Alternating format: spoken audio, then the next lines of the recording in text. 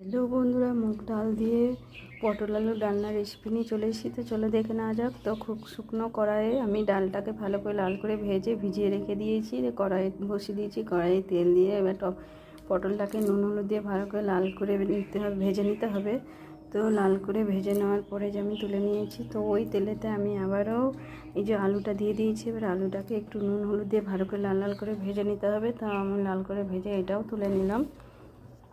তো পটল আলু দুটোই ভালো করে ভেজে নিতে হবে। তো আরও একটু তেল দিয়ে দিয়েছি, ফোড়নে দিয়েছি তেজপাতা, শুকনো লঙ্কা আর গোটা জিরে আর গোটা গরম মশলা দিয়ে ভালো করে ভেজে নিয়ে ভেজানো ডালটাকে দিয়ে দিলাম।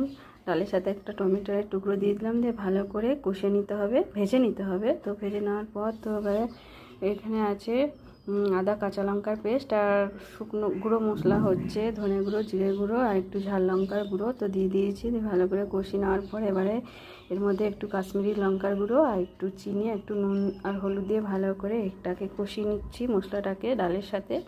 তো কষানো হয়ে গেছে। তো এবারে সবজিগুলো দিয়ে দিলাম। সবজিগুলো দিয়ে দেওয়ার পরে আর একটু ভালো করে কষে নিতে হবে ঢাকা দিয়ে।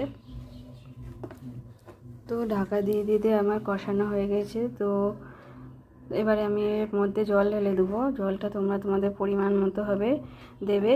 খুব জল দিলে হবে না। তো দেখো বন্ধুরা, আমি ঢাকা দিয়ে দিয়েছি। তো ঢাকা খুলে নেওয়ার পর তো দেখো বন্ধুরা, আমার মুগ ডাল দিলে পটল আলুর ডালনাটা পুরো রেসিপি কমপ্লিট হয়ে গেছে রেসিপিটা।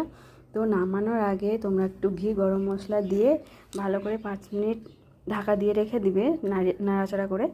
তো 5 মিনিট পর ঢাকা খুলে নেওয়ার পর তো দেখো বন্ধুরা, আমার মুগ ডাল দিয়ে পটল আলুর ডালনাটা একদম পুরো কমপ্লিট হয়ে গেছে। খেতেও দারুণ।